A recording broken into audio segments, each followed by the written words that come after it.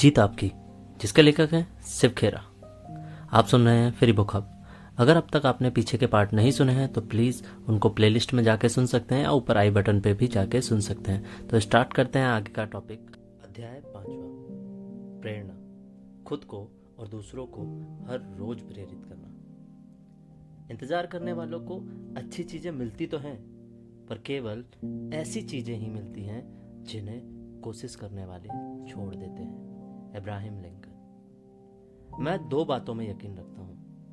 पहला, ज्यादातर लोग अच्छे होते हैं पर वे और अच्छे बन सकते हैं। पॉइंट दूसरा, ज्यादातर लोग ये जानते हैं कि उन्हें अपनी जिंदगी को बेहतर बनाने के लिए क्या करना चाहिए। सवाल यह उठता है कि फिर वे कोशिश क्यों नहीं करते। कमी है एक चिंगारी की, एक प्रेरणा की। अपनी मदद करने के तरीके बताने वाली कुछ किताबें यह सिखाने की कोशिश करती हैं कि हमको क्या करना चाहिए, लेकिन मेरा तरीका अलग है। मैं लोगों से पूछता हूं, हम यह काम क्यों नहीं करते। अगर हम सड़क पर मिलने वाले लोगों से पूछें कि क्या करना चाहिए, तो वे हमको सारे सही जवाब देंगे। लेकिन अगर हम उनसे यह पूछें कि क्या आप इन बातों पर अमल भी कर रहे हैं, तो जवाब होगा नहीं। इसकी वजह है प्रेरणा का अभाव। सबसे शक्तिशाली प्रेरणा हमारे अपने विश्वासों यानी बिलीफ सिस्टम से जन्म लेती है। किसी काम के लिए पहल करने के लिए जरूरी होता है कि हम जो काम करने जा रहे हैं उसमें यकीन रखें और अपने जीवन में उसकी जिम्मेदारी स्वीकार करें। जब हम अपने कार्य और व्यवहार की जिम्मेदारी स्वीकार करने लगते हैं तो जिंदगी के बारे में हमारा नजरिया बेहतर हो जाता है। हम निजी जिंदगी में और अपने पैसे में ज्यादा नतीजे देने लगते हैं। घर और दफ्तर में हमारे रिश्ते बेहतर होने लगते हैं। जिंदगी सार्थक और ज्यादा भरपूर हो जाती है। शारीरिक जरूरतें यानी फिजिकल नीड पूरी होने के बाद व्यक्ति की भावनात्मक जरूरतें यानी इमोशनल नीड ज्यादा शक्तिशाली प्रेरणा बन जाती है। हमारा हर व्यवहार लाभ और हानि के असूलों से बनता है। अगर लाभ से हानि ज्यादा है तो वह हमारे काम में रुकावट बन जाएगी, और अगर हानि से लाभ ज्यादा है तो वह प्रेरणा यानी मोटिवेशन बन जाएगा। आर्थिक पुरस्कार, छुट्टियों और तोहफों की शक्ल में मिलने वाले लाभ दिखाई देते हैं, लेकिन मान्यता, प्रशंसा, खुशहाली के एहसास, तरक्की, जिम्मेदारी, परिपूर्णता के एहसास, खुद की सार्थकता का एहसास, किसी काम को पूरा करने की अनुभूति और विश्वास के रूप में हासिल होने वाले लाभों को केवल महसूस किया जा सकता है। वे आंखों को दिखाई नहीं देते। अगर आपने अभी तक फ्री बुक हब को सब्सक्राइब नहीं किया है तो अभी सब्सक्राइब करें। प्रेरणा की परिभाषा। Let's define motivation. दूसरा सवाल यह पैदा होता है कि प्रेरणा क्या है। प्रेरणा एक ऐसी प्रेरक शक्ति है जो हमारे काम या भावनाओं में जोश भरती है। प्रेरित करने का मतलब होता है जोश और जज्बा पैदा करना। प्रेरणा का अर्थ किसी के अंदर काम करने की लगन पैदा करना भी हो सकता है। प्रेरणा बहुत शक्तिशाली है। यह हमारे मन के संदेह को दूर करके हमको प्रेरित और गतिशील करती है। दूसरे शब्दों में प्रेरणा किसी भी काम को करने की वजह मानी जा सकती है। यह एक ऐसी ताकत है जो हमारी जिंदगी बदल सकती है। हमें प्रेरित होने की आवश्यकता क्यों होती है? Why do we need to get motivated? प्रेरणा हमारे जीवन की प्रेरक शक्ति होती है। इसका जन्म सफल होने की इच्छा से होता है। सफलता के बिना जिंदगी में ना तो इज्जत मिलती है, ना ही घर, ना दफ्तर में आनंद और उत्तेजना का माहौल बन पाता है। जिंदगी उस टेढ़े मेढ़े पहिए की तरह हो जाती है जिस पर हचकोले खाते हुए सवारी करनी पड़ती है। प्रेरणा की सबसे बड़ी दुश्मन आत्मसंतुष्टि है। आत्मसंतुष्ट व्यक्ति कोशिश नहीं करता। आत्मसंतुष्ट लोग विकास भी नहीं कर पाते, क्योंकि उन्हें जिंदगी की जरूरतों का एहसास ही नहीं हो पाता। अगर आपने अभी तक फ्री बुक हब को सब्सक्राइब नहीं किया है तो अभी सब्सक्राइब करें। धन्यवाद। प्रेरणा कैसे काम करती है? Motivation, how does it work? प्रेरणा कैसे उत्पन्न होती है, इसे समझ लेने के बाद हम खुद को प्रेरित करके अपने मकसद को हासिल कर ही सकते हैं। इसके अलावा दूसरों को भी प्रेरित कर सकते हैं। हमारी आंतरिक प्रेरणा ही हमारी प्रेरक शक्ति और नजरिया होती है, और यह हमारे आसपास के माहौल पर भी असर डालती है। हम दूसरे लोगों से जैसे व्यवहार की उम्मीद करते हैं, उसे हासिल करने की कुंजी हमारा नजरिया है। कोई इंसान प्रेरित और लक्ष्य के प्रति समर्पित कैसे रह सकता है? इसके लिए खिलाड़ी लंबे समय से आत्म सुझाव के तरीके का इस्तेमाल करते आ रहे हैं। आत्म सुझाव के अंतर्गत कुछ आशावादी वाक्य वर्तमान काल यानी प्रेजेंट टेंस में बोले जाते हैं और उन्हें लगातार दोहराया जाता है। दूसरे शब्दों में कहें तो यह खुद से की गई आशावादी बातचीत है। उदाहरण के तौर पर मान लीजिए कि हमने हाल ही में कोई नया काम शुरू किया है। खुद को आत्म सुझाव देने के लिए हम इस वाक्य को दिन में कई बार दोहरा सकते हैं। मेरा आत्मविश्वास हर रोज बढ़ता जा रहा है। या फिर मान लीजिए कि हमारा बेटा एक ऐसे दौर से गुजर रहा है जिसमें उसकी हर बात हमारे मन में खींच पैदा करती है। उस हालात में हम खुद को यह आत्म सुझाव यानी सेल्फ सजेशन दे सकते हैं, मैं जॉन से बात करते समय शांत रहूंगा और संयम से काम लूंगा। अगर आपने अभी तक फ्री बुक हब को सब्सक्राइब नहीं किया है तो अभी सब्सक्राइब करें। प्रेरणा और अथः प्रेरणा में क्या फर्क है? What is the difference between inspiration and motivation? मैं देश विदेश में सेमिनार करता रहता हूँ। लोग मुझसे अक्सर पूछते हैं कि क्या मैं दूसरों को प्रेरित कर सकता हूँ? मेरा जवाब होता है नहीं, लोग खुद को ही प्रेरित करते हैं। मैं तो लोगों को प्रेरित होने के लिए अथः प्रेरणा देता हूँ। उसके बाद लोग अपने लिए प्रेरणादायक माहौल खुद तैयार कर सकते हैं। अतः प्रेरणा विचार के रूप में व्यक्त होती है, जबकि प्रेरणा कार्य के स्तर पर व्यक्त होती है। जब आदमी की सोच बदलती है तो उसका इजहार उसके व्यवहार में होता है। लोगों को आत्म प्रेरित करने वाली अतः प्रेरणा देने के लिए आवश्यक है कि उनकी जरूरतों को समझा जाए। सबसे बड़ी प्रेरणा क्या है? पैसा, मान्यता, जीवन स्तर में सुधार, हम जिन्हें प्यार करते हैं उनसे मिली स्वीकृति, ये सारी चीजें प्रेरणा शक्ति बन सकती हैं। लोग पैसा पाने के लिए बहुत कुछ करते हैं। एक अच्छे नेता के लिए वे उससे भी अधिक कुर्बानी दे देते हैं, लेकिन सबसे अधिक त्याग लोग अपने विश्वास के लिए करते हैं। अपने विश्वास के लिए लोग जान तक दे देते हैं। पूरी दुनिया में ऐसी घटनाएं रोज होती हैं। हम जब खुद को अपने जीवन और व्यवहार के लिए जिम्मेदार मानने लगते हैं तो जिंदगी के बारे में हमारे नजरिए में बेहतरी लाने वाला बदलाव आता है। प्रेरणा आग की तरह होती है। यदि हम उसमें ईंधन डालना बंद कर देंगे तो वह बुझ जाएगी। अपने आंतरिक मूल्यों में विश्वास ही हमारा ईंधन है। जब हमारी प्रेरणा को अतिरिक्त मूल्यों में विश्वास का ईंधन मिलता है तो वह लंबे समय तक कायम रहती है। अरे, अभी तक आपने फ्री बुक हब को सब्सक्राइब नहीं किया? प्लीज इसे सब्सक्राइब करें। धन्यवाद। आंतरिक और बाहरी प्रेरणा, इंटरनल एंड एक्सटर्नल मोटिवेशन। प्रेरणा दो तरह की होती है, आंतरिक और बाहरी। बाहरी प्रेरणा यानी एक्सटर्नल मोटिवेशन, बाहरी प्रेरणा बाहर से हासिल होती है। बाहरी प्रेरणा के उदाहरण हैं पैसा, सामाजिक मान्यता, प्रसिद्धि और भय। उदाहरण के तौर पर माँ बाप से मार खाने का डर या नौकरी से निकाले जाने का डर। भय से उत्पन्न प्रेरणा यानी फियर मोटिवेशन। एक कंपनी पेंशन योजना शुरू करना चाहती थी। योजना को लागू करने के लिए जरूरी था कि उसे सारे कर्मचारी मंजूरी दें। जॉन के अलावा हर कर्मचारी ने उस योजना को मंजूरी देने के लिए दस्तखत कर दिए। योजना अच्छी थी और सभी कर्मचारी के लिए काफी फायदेमंद भी।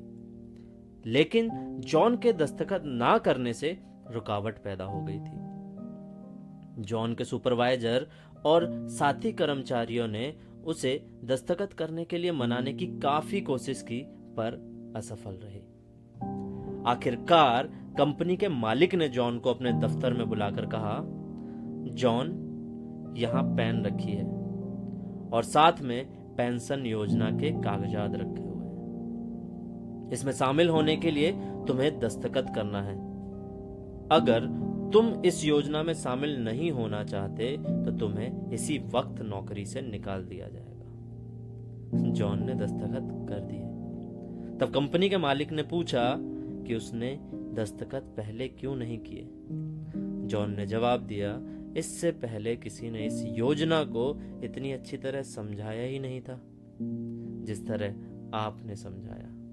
अगर आपने अभी तक फ्री बुक हब को सब्सक्राइब नहीं किया है तो अभी सब्सक्राइब करें। अक्सर देखा जाता है कि शिकार शिकारी को चकमा दे देते हैं। वजह यह होती है कि शिकारी अपना भोजन जुटाने के लिए दौड़ रहा होता है, जबकि शिकार अपनी जान बचाने के लिए भाग रहा होता है। भय के कारण उत्पन्न होने वाली प्रेरणा के ये फायदे हैं, जैसे इसकी वजह से काम जल्दी पूरा हो जाता है, जैसे काम समय पर पूरा हो जाने से नुकसान नहीं होता, जैसे थोड़े समय के लिए इंसान की काम करने की शक्ति बढ़ जाती है। हम इतिहास में पढ़ते हैं कि पिरामिडों को गुलामों ने बनाया था। उनकी लगातार निगरानी की जाती थी और काम ना करने पर सजा दी जाती थी।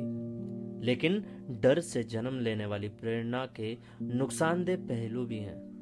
मसलन यह बाहर से दी जाने वाली प्रेरणा है। इसका मतलब यह है कि प्रेरणा तभी तक कायम रहती है जब तक प्रेरणा देने वाला मौजूद रहता है। प्रेरणा देने वाले के हटते ही प्रेरणा भी समाप्त हो जाती है। जैसे यह तनाव पैदा करती है, जैसे सीमित काम करते हैं जिससे जान बची रहे, जैसे आखिरकार काम करने की शक्ति घट जाती है, जैसे यह रचनात्मकता को खत्म कर देती है, जैसे लोग डंडे के डर से काम करने के आदी हो जाते हैं और उनसे काम करवाते रहने के लिए बड़े फिर और बड़े डंडे की जरूरत होती है, जो केवल उतना काम करते हैं जिससे कि उनकी नौकरी बची रहे। वे किसी संस्था के लिए कीमती साबित नहीं हो सकते। एक ग्राहक ने किसी कर्मचारी से पूछा, तुम यहाँ कब से काम कर रहे हो? कर्मचारी ने जवाब दिया, जब से मुझे नौकरी से निकालने की धमकी दी गई है। मैं आशा करता हूँ कि अब तक आपने फ्री बुक हब को सब्सक्राइब कर लिया होगा। धन्यवाद। प्रोत्साहन प्रेरणा यानी इंसेंटिव मोटिवेशन। बाहरी प्रेरणा कई तरह के प्रोत्साहनों, बोनस, कमीशन, मान्यता आदि के रूप में भी दी जा सकती है। प्रोत्साहन प्रेरणा का सबसे बड़ा लाभ यह है कि जब तक असरदार प्रोत्साहन मिलता रहता है तब तक यह काफी कारगर साबित होती है। जरा उस गधे के बारे में सोचिए जिसके आगे गाजर लटक रही हो और पीछे एक गाड़ी जुती हुई हो। इस मामले में प्रोत्साहन प्रेरणा कारागार तभी साबित होगी जब गधा काफी भूखा हो, गाजर मीठी हो और गाड़ी पर लदा बोझ हल्का हो। समय समय पर हमको गधे को थोड़ी सी गाजर खाने के लिए देनी होगी, वरना उसका उत्साह खत्म हो जाएगा। थोड़ी गाजर खाने के बाद जब गधे का पेट भर जाएगा तो हमको उसको फिर भूखे होने का इंतजार करना पड़ेगा ताकि वह गाजर खाने के लिए गाड़ी खींचे। हमारी व्यवहारिक माहौल यानी बिजनेस एनवायरनमेंट में भी यही सिलसिला देखने को मिलता है। सेल्समैन अपना कोटा पूरा होते ही काम बंद कर देते हैं क्योंकि उनकी प्रेरणा कोटा पूरा होने तक ही सीमित होती है। ऐसी प्रेरणा बाहरी है, अंदरूनी नहीं। अगर आपने अभी तक फ्री बुक हब को सब्सक्राइब नहीं किया है तो अभी सब्सक्राइब करें। आंतरिक प्रेरणा यानी इंटरनल मोटिवेशन। एक लड़का फुटबॉल खेलने की प्रैक्टिस करने लगातार आता था, लेकिन वह कभी टीम में शामिल नहीं हो सका। जब वह प्रैक्टिस करता था तो उसके पिता मैदान के किनारे बैठकर उसका इंतजार करते रहते थे। मैच शुरू हुए तो वह लड़का 4 दिन तक प्रैक्टिस करने नहीं आया। वह क्वार्टर फाइनल और सेमीफाइनल मैचों के दौरान भी नहीं दिखा, लेकिन वह लड़का फाइनल मैच के दिन आया और उसने कोच के पास जाकर कहा, आपने मुझे हमेशा रिजर्व खिलाड़ियों में रखा और कभी टीम में खेलने नहीं दिया, लेकिन कृपया करके आज मुझे खेलने दें। कोच ने कहा, बेटा मुझे दुख है कि मैं तुम्हें यह मौका नहीं दे सकता। टीम में तुमसे अच्छे खिलाड़ी मौजूद हैं। इसके अलावा यह फाइनल मैच है। स्कूल की इज्जत दांव पर लगी है। मैं तुम्हें मौका देकर खतरा मोल नहीं ले सकता। लड़के ने मिन्नतें करते हुए कहा, सर मैं आपसे वादा करता हूं कि मैं आपके विश्वास को नहीं तोड़ूंगा। मेरी आपसे विनती है कि मुझे खेलने दें। कोच ने इससे पहले लड़के को कभी इस तरह विनती करते हुए नहीं देखा था। उसने कहा, ठीक है बेटा, जाओ खेलो, लेकिन याद रखना कि मैंने यह निर्णय अपने ही बेहतर फैसले के खिलाफ लिया है और स्कूल की इज्जत दांव पर लगी है। मुझे शर्मिंदा ना होना पड़े। खेल शुरू हुआ और लड़का तूफान की तरह खेला। उसे जब भी गेंद मिली उसने गोल मार दिया। कहना ना होगा कि वह उस मैच का हीरो बन गया। उसकी टीम को शानदार जीत मिली। खेल खत्म होने के बाद कोच ने उस लड़के के पास जाकर कहा, बेटा मैं इतना गलत कैसे हो सकता हूं? मैंने तुम्हें पहले कभी इस तरह खेलते हुए नहीं देखा। यह चमत्कार कैसे हुआ? तुम इतना अच्छा कैसे खेल गए? लड़के ने जवाब दिया, कोच आज मेरे पिताजी मुझे खेलते हुए देख रहे थे। कोच ने मुड़कर उस जगह को देखा जहां उसके पिताजी बैठा करते थे, लेकिन वहां पर कोई नहीं बैठा था। उसने पूछा, बेटा तुम जब प्रैक्टिस करने आते थे तुम्हारे पिताजी वहां बैठा करते थे, लेकिन आज मैं वहां पर किसी को नहीं देख रहा हूं। लड़के ने उत्तर दिया, कोच मैंने आपको यह कभी नहीं बताया कि मेरे पिताजी अंधे थे। 4 दिन पहले उनकी मृत्यु हो गई। आज पहली बार वह मुझे ऊपर से देख रहे हैं। फ्री बुक हब सुनने के लिए आपका बहुत बहुत धन्यवाद। Please subscribe us. आत्मसम्मान, उपलब्धि के एहसास, जिम्मेदारी और विश्वास जैसी आंतरिक प्रेरणाएं व्यक्ति के अंदर से आती हैं। आंतरिक प्रेरणा व्यक्ति को अनुभव होने वाली आंतरिक संतुष्टि है। इसका संबंध जीत या सफलता से नहीं होता, बल्कि यह तो किसी काम को पूरा करने से महसूस होने वाले पूर्णता से जन्म लेती है। इसका रिश्ता केवल मंजिल पाने से नहीं, बल्कि किसी काम को अंजाम तक पहुंचा देने के एहसास से होता है। किसी निरर्थक लक्ष्य को हासिल करने से आत्मसंतुष्टि नहीं मिलती। आंतरिक प्रेरणा टिकाऊ होती है, क्योंकि यह इंसान के अंदर ही जन्म लेती है और आत्म प्रेरणा का रूप लेती है। सफलता पाने के लिए अपनी प्रेरणा को पहचाने और लगातार शक्तिशाली बनने की जरूरत होती है। अपने लक्ष्य को लिखिए और उसे अपने सामने रखकर सुबह शाम पढ़ा कीजिए। 2 सबसे अधिक महत्वपूर्ण आंतरिक प्रेरणाएं हैं, मान्यता और जिम्मेदारी। मान्यता पाने का मतलब है लोग हमारी प्रशंसा करें, हमको मान सम्मान दें और हमसे जुड़ाव महसूस करें। जिम्मेदारी से आदमी में जुड़ाव और स्वामित्व की भावना जन्म लेती है। वह एक बड़ी तस्वीर का हिस्सा बन जाता है। जिम्मेदारी का अभाव आदमी के उत्साह को घटाता है। मान्यता बाहरी चीज है, क्योंकि यह बाहर से हासिल होती है, हालांकि इसका इजहार यानी एहसास आदमी के अंदर होता है।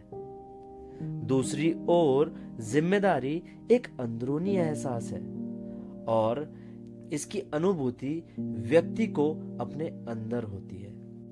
अगर आपने अभी तक फ्री बुक हब को सब्सक्राइब नहीं किया है तो अभी सब्सक्राइब करें। जिल का उदाहरण लें। वह एक ग्राहक सेवा प्रतिनिधि थी और इस काम में 6 सालों से जुड़ी हुई थी। इस काम में कर्मचारी जितनी जल्दी जल्दी बदलते हैं, उसे देखते हुए वह यह काम लंबे समय से कर रही थी। जिल को अपना काम पसंद था। उसे ग्राहकों से बात करना और उनकी दिक्कतें दूर करना अच्छा लगता था, लेकिन उसे एक बात नापसंद थी। 2 साल से भी कम समय से काम कर रहे दूसरे ग्राहक सेवा प्रतिनिधियों को भी उसकी बराबरी का दर्जा दिया गया। वह इस बात से हताश हो जाया करती थी कि कई ग्राहक सेवा प्रतिनिधि उसकी सलाह सुनना ही नहीं चाहते थे। उसके सामने जब कोई दिक्कत आती थी तो वे सीधे मैनेजर के पास चले जाते थे, जबकि मैनेजर के पास जिल जितना काम का तजर्बा नहीं था। मैनेजर ने गौर करना शुरू किया कि जिल का काम हालांकि खराब नहीं था, पर वह पहले जितना अच्छा नहीं रह गया था। वह अपने काम से खुश नहीं लग रही थी। वह इतनी अच्छी कर्मचारी को खोना नहीं चाहता था, इसलिए उसने जिल की तनख्वाह बढ़ा दी। लेकिन काम के बारे में जिल का नजरिया नहीं बदला। अधिक पैसा पाना किसी को भी हमेशा अच्छा लगता है, पर जिल तो सम्मान चाहती थी। उसके बाद मैनेजर ने जिल से कुछ देर तक बात की।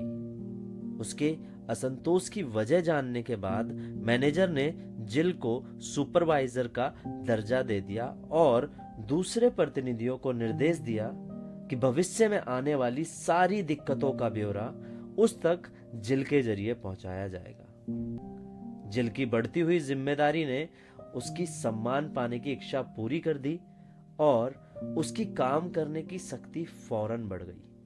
आर्थिक पुरस्कार अस्थायी होता है और उनका असर थोड़ी देर के लिए होता है। वे लंबे समय तक आत्मसंतुष्टि नहीं दे पाते। इसके विपरीत किसी सोच को अमल में आते हुए देखने का ख्याल अपने आप में भावनात्मक आत्मसंतुष्टि प्रदान करने वाला होता है। लोग महसूस करते हैं कि उनके साथ बेजान चीजों की तरह पेश नहीं आया जा रहा है। वे खुद को एक उपयोगी टीम का हिस्सा मानने लगते हैं। सही काम करना एक ऐसा पुरस्कार है जो खुद ही प्रेरणादायक है। अगर आपने अभी तक फ्री बुक हब को सब्सक्राइब नहीं किया है तो अभी सब्सक्राइब करें। धन्यवाद। हम सभी सही या गलत तरीके से प्रेरित हैं। We are all motivated either positively और नेगेटिवली। मैं जब टोरंटो में था तो मैंने 2 भाइयों की कहानी सुनी। उसमें से एक नशीली दवाइयों का आदी था और अपने परिवार के लोगों को अक्सर पीटा करता था, जबकि दूसरा काफी सफल व्यापारी था। वह समाज में सम्मानित था और उसका एक अच्छा परिवार था। एक ही माँ बाप द्वारा पले गए, एक ही माहौल में पले बड़े 2 भाई एक दूसरे से इतना अलग कैसे हो गए? पहले भाई से पूछा गया कि आप यह सब क्यों करते हैं? आप नशीली दवाओं के आदी हैं, शराबी हैं, अपने परिवार के लोगों को पीटते हैं। आपको यह सब करने की प्रेरणा कहां से मिलती है? उसने जवाब दिया, मेरे पिता से। मेरे पिता नशीली दवाओं के आदी थे, शराबी थे और अपने परिवार के लोगों को पीटा करते थे। फिर आप मुझसे क्या बनने की उम्मीद करते हैं? उन्हीं वजहों से मैं ऐसा बन गया हूं। दूसरे भाई से पूछा गया, आप सारे सही काम क्यों करते हैं? आपकी प्रेरणा का स्रोत क्या है? जरा सोचिए, उसने क्या कहा होगा? मैं जब छोटा था तो अपने पिताजी को शराब के नशे में धुत और सारे गलत काम करते हुए देखता था। मैंने उसी समय सोच लिया था कि मुझे उनके जैसा नहीं बनना है। दोनों भाई एक ही स्रोत से प्रेरणा हासिल कर रहे थे, लेकिन एक उसका इस्तेमाल सही ढंग से और दूसरा गलत ढंग से कर रहा था। गलत ढंग की प्रेरणा इंसान को आसान रास्ता अपनाने की इच्छा पैदा करती है, लेकिन अंत में वह रास्ता ज्यादा मुश्किल साबित होता है। अगर आपने अभी तक फ्री बुक हब को सब्सक्राइब नहीं किया है तो अभी सब्सक्राइब करें। काम के दौरान प्रेरित से प्रेरणाहीन बनने के 4 पड़ाव। On the job the 4 stages from motivation to demotivation. कोई काम शुरू करने के बाद लोग अक्सर काम करने की शक्ति और प्रेरणा के कई पड़ावों से गुजरते हैं। पॉइंट पहला, प्रेरित लेकिन बेअसर, मोटिवेटेड इनइफेक्टिव। अपनी नौकरी के दौरान कोई कर्मचारी सबसे अधिक प्रेरित कब होता है? जब वह किसी संगठन या संस्था में शामिल होता है। क्यों? इसलिए कि वह साबित करना चाहता है कि उसे नौकरी पर रखकर नौकरी देने वाले ने सही फैसला लिया है। वह प्रेरित होता है लेकिन माहौल में नया होने की वजह से यह नहीं जानता कि उसे क्या करना है, इसलिए बेअसर होता है। यह एक ऐसा पड़ाव होता है जब कर्मचारी पूरे खुले दिमाग की चीजों को सीखना चाहता है। उस दौरान उसे संस्था यानी ऑर्गेनाइजेशनल की संस्कृति यानी कल्चर में ढलना काफी आसान होता है। इस पड़ाव पर उसे ट्रेनिंग और सही दिशा देना जरूरी होता है। गैर पेशेवर संगठनों के पास दिशा देने वाला कोई कार्यक्रम या तो होता ही नहीं है अथवा बेहद घटिया दर्जे का होता है। काम के पहले दिन सुपरवाइजर एक नए कर्मचारी को उसके काम करने की जगह दिखाता है और उसे क्या करना है यह बताकर फुर्सत पा लेता है। इस तरह वह कर्मचारी को अच्छी बातें बताने के साथ ही अपनी सारी बुराइयां भी सिखा जाता है। नया कर्मचारी सुपरवाइजर की सारी गलतियों को फौरन सीख लेता है क्योंकि उसे वही सिखाया जाता है। इस तरह वह संगठन नए कर्मचारियों को संस्था की संस्कृति में डालने का मौका गंवा देता है। दूसरी ओर पेशेवर संगठन नए लोगों की भर्ती करते समय काफी सावधानी बरतते हैं। वे उसे और बातों के साथ ये बातें भी बताते हैं, जैसे पदों का क्रम और एक दूसरे से अपेक्षाएं और क्या करना है और क्या नहीं करना है, और मानक यानी पैरामीटर्स और दिशा निर्देश, और क्या स्वीकार किया जा सकता है और क्या स्वीकार नहीं किया जा सकता है, और संसाधन। जब तक किसी को साफ तौर पर यह ना बताया जाए कि उसे क्या उम्मीदें हैं, तो उससे काम करने की शक्ति दिखाने की उम्मीद कैसे की जा सकती है। यदि कर्मचारी को भर्ती करते समय सावधानी बरती जाए और उसे सही दिशा का ज्ञान कराया जाए तो कई समस्याएं पैदा ही नहीं होंगी। पॉइंट दूसरा, प्रेरित और असरदार, मोटिवेटेड इफेक्टिव। इस पड़ाव पर पहुंचते पहुंचते कर्मचारी यह सीख चुका होता है कि उसे क्या करना है और वह काम को जोशो खरोश के साथ करता है। वह अपने पेशे को समझ चुका होता है और यह बात उसकी काम करने की शक्ति में दिखाई देती है। उसके बाद यह अगले पड़ाव की ओर बढ़ता है। अरे, अभी तक आपने फ्री बुक हब को सब्सक्राइब नहीं किया? प्लीज़ इसे सब्सक्राइब करें। धन्यवाद। पॉइंट तीसरा, प्रेरणाहीन पर असरदार, डिमोटिवेटेड इफेक्टिव। कुछ समय के बाद कर्मचारी की प्रेरणा में कमी आने लगती है। वह अपने पेशे की तिगड़में यानी ट्रिक ऑफ द ट्रेड सीखने लगता है। इस पड़ाव पर पहुंचकर कर्मचारी प्रेरणाहीन हो चुका होता है। वह इतना काम तो करता रहता है जिससे कि मालिक को उसे नौकरी से निकालने का मौका ना मिले, लेकिन वह प्रेरित होकर काम नहीं करता। यह कर्मचारी के विकास के लिहाज से नुकसानदेह होता है। किसी भी संस्था में अधिकतर लोग इसी तीसरे पड़ाव पर होते हैं। एक प्रेरित पेशेवर कर्मचारी अपने पेशे की बारीकियों को अच्छी तरह सीखता है और तिगड़मों को धोखेबाजों और धूर्त के लिए छोड़ देता है। लेकिन एक प्रेरणाहीन कर्मचारी अपनी कंपनी को नुकसान पहुंचाने लगता है। उसकी खुद की काम करने की शक्ति काम चलाऊ होती है और वह अच्छे काम करने की शक्ति वाले कर्मचारियों का मजाक उड़ाने लगता है। वह नए विचार नहीं अपनाना चाहता और अपने चारों ओर निराशा फैलाता है। हमारा मकसद ऐसे कर्मचारियों को वापस दूसरे पड़ाव पर लाना यानी ट्रेनिंग के जरिए उन्हें फिर से प्रेरित और असरदार बनाना है। किसी कर्मचारी को अधिक समय तक तीसरे पड़ाव पर नहीं रहना चाहिए, क्योंकि यहां से वे या तो दूसरे पड़ाव पर वापस लौटकर एक बार फिर से प्रेरित और असरदार कर्मचारी बन जाते हैं अथवा चौथे पड़ाव पर पहुंच जाते हैं। पॉइंट चौथा, प्रेरणाहीन बेअसर, डीमोटिवेटेड इफेक्टिव। अगर कोई कर्मचारी इस पड़ाव पर पहुंच जाता है तो फिर मालिक के पास उसे नौकरी से निकालने के अलावा और कोई रास्ता नहीं बच जाता। इस बिंदु पर सबसे उचित कदम यही होता है। याद रखिए कि मालिक भी वही चाहते हैं जो कर्मचारी चाहते हैं।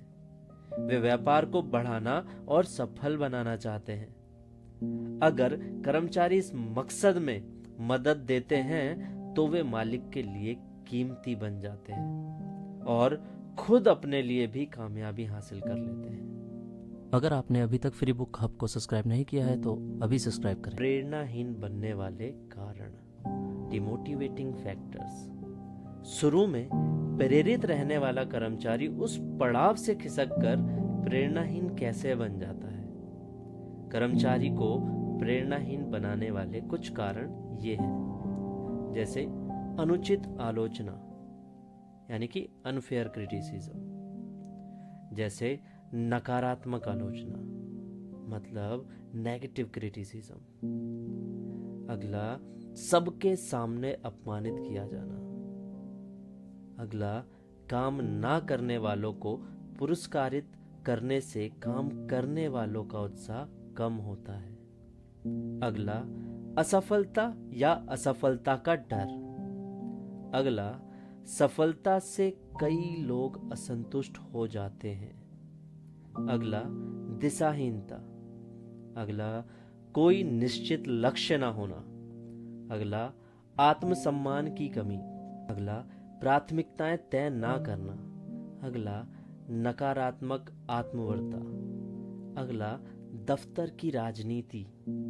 अगला, अनुचित व्यवहार।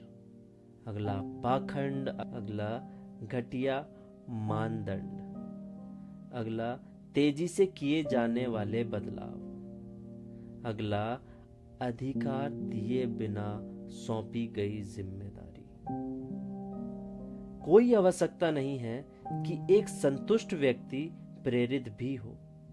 कुछ लोग थोड़े में ही संतुष्ट हो जाते हैं। ऐसे मामलों में संतुष्टि निष्क्रियता भरी आत्मसंतुष्टि को जन्म देती है, जबकि प्रेरणा का जन्म उत्तेजना से होता है और उत्तेजना तभी पैदा होती है जब किसी काम के प्रति पूरा समर्पण हो। प्रेरित करने के नए तरीके तब तक कारागार नहीं हो सकते जब तक प्रेरणाहीन बनने वाली वजहों को दूर ना कर दिया जाए। कई बार प्रेरणाहीन बनाने वाले कारणों को दूर कर देने भर से लोग प्रेरित हो जाते हैं। मैं आशा करता हूँ कि अब तक आपने फ्री बुक हब को सब्सक्राइब कर लिया होगा। धन्यवाद। प्रेरक यानी मोटिवेटर्स। हम जिस मकसद को हासिल करना चाहते हैं वह है आत्म प्रेरणा यानी सेल्फ मोटिवेशन, यानी एक ऐसी स्थिति जिसमें लोग कोई काम किसी दूसरे की पैदा की हुई वजहों से नहीं बल्कि अपनी खुद की वजहों से करें। ऐसी प्रेरणा ही टिकाऊ होती है। याद रखिए, सबसे बड़ी प्रेरक शक्ति हमारा विश्वास है। हमें खुद में यह विश्वास पैदा करना होगा कि अपने काम और व्यवहार के लिए हम खुद जिम्मेदार हैं। लोग जब जिम्मेदारी कबूल करने लगते हैं तब गुणवत्ता यानी क्वालिटी, उत्पादकता यानी प्रोडक्टिविटी, रिश्तों, टीम भावना के साथ काम यानी हर चीज में सुधार आ जाता है। दूसरों को प्रेरित करने के कुछ तरीके ये हैं, जैसे मान्यता दें यानी कि गिव रिकॉग्नाइजेशन, जैसे इज्जत दें मतलब गिव रिस्पेक्ट। अगला, काम को दिलचस्प बनाएं मेक वर्क इंटरेस्टिंग। अगला, अच्छे श्रोता बने, बी अ गुड लिसनर। अगला, लक्ष्य तय करने के लिए प्रोत्साहित करें, इंकरेज गोल सेटिंग। अगला, विकास के अवसर मुहैया कराएं, मतलब प्रोवाइड अपॉर्चुनिटीज फॉर ग्रोथ। अगला, ट्रेनिंग दें, प्रोवाइड ट्रेनिंग। अगला, चुनौती पेश करें, मतलब थ्रू अ चैलेंज। अगला, मदद करें पर दूसरों के लिए उन कामों को ना करें जिन्हें वे अपने लिए खुद कर सकते हैं, मतलब help but don't do for other what they should do for themself. अगर आपने अभी तक फ्री बुक हब को सब्सक्राइब नहीं किया है तो अभी सब्सक्राइब करें। निष्कर्ष यानी कंक्लूजन। लोग कोई काम हमारी पैदा की हुई वजह से नहीं बल्कि खुद की वजह से करते हैं। रैल्फ वॉल्डो एमर्सन के साथ घटी घटना से यह बात काफी अच्छी तरीके से जाहिर होती है। एक बार एमर्सन और उसका बेटा एक बछड़े को बखार में घुसाने की कोशिश कर रहे थे। बछड़े को खींच खींच कर और धक्का दे देकर बाप बेटे बुरी तरह थक गए, पर बछड़ा बखार में नहीं घुसा। तभी एक छोटी सी लड़की उधर से गुजरी। उसने अपनी नन्ही सी उंगली बछड़े के मुंह में डाल दी। उसके बाद तो बछड़ा उंगली को चूसते हुए उस लड़की के पीछे पीछे बखार में बड़े आराम से चला गया। आपने हमारे चैप्टर्स को बहुत अच्छे से सुना और इम्प्लीमेंट किया, लेकिन अगर आप चैप्टर्स की बताई गई कार्य योजना को नहीं करेंगे तो ये आपके लिए व्यर्थ हो जाएंगे। तो इस चैप्टर की कार्य योजना है यानी एक्शन प्लान। सावर के नीचे नहाने वाला हर आदमी इस बात को जानता है कि यह आदमी ही है जो बौछारों से बाहर आता है, खुद को सुखाता है और कुछ ऐसे काम करता है जिससे एक उम्दा फर्क पड़ता है। पॉइंट पहला, ट्रेनिंग के जरिए गर्व की भावना विकसित कीजिए। पॉइंट दूसरा, कार्य क्षमता प्रदर्शित करने वालों को पुरस्कारित कीजिए। पॉइंट तीसरा, अच्छी तरह व्याख्यायित और स्पष्ट लक्ष्य तय कीजिए। पॉइंट चौथा, ऊंची उम्मीदें रखिए। पॉइंट पांचवा, साफ और निश्चित पैमाने तय कीजिए। पॉइंट छठा, दूसरों की जरूरतों को समझिए। पॉइंट सातवां, दूसरों को भी अपनी व्यापक योजना का हिस्सा बनाइए। पॉइंट आठवां, खुद को एक सकारात्मक उदाहरण के रूप में पेश कीजिए। पॉइंट नौवां, दूसरों में आत्मसम्मान विकसित कीजिए। अगले अध्याय में मैं आपको बताऊंगा आत्मसम्मान यानी सकारात्मक नजरिया विकसित करना। धन्यवाद। अगर आपको ये बुक फ्री में चाहिए तो हमारे पेज पर डीएम कर सकते हैं और अधिक जानकारी के लिए डिस्क्रिप्शन में जा सकते हैं। नेक्स्ट पार्ट के लिए राइट वाली वीडियो पर क्लिक करें और बुक की प्लेलिस्ट के लिए लेफ्ट वाली वीडियो पर क्लिक करें और चैनल को सब्सक्राइब करना ना भूलें। वीडियो को लाइक शेयर करें। फ्री बुक हब सुनने के लिए धन्यवाद।